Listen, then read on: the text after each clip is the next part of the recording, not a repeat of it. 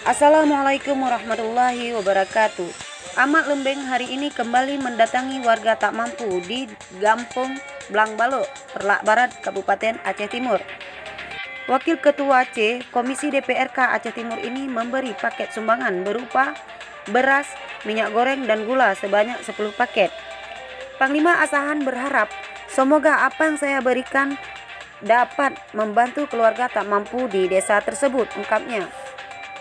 Wakil Ketua DPRK ini memang kerap mendatangi masyarakat tak mampu di berbagai daerah wilayah Perlak. Bukan hanya itu, penyandang disabilitas juga tak luput dari perhatiannya.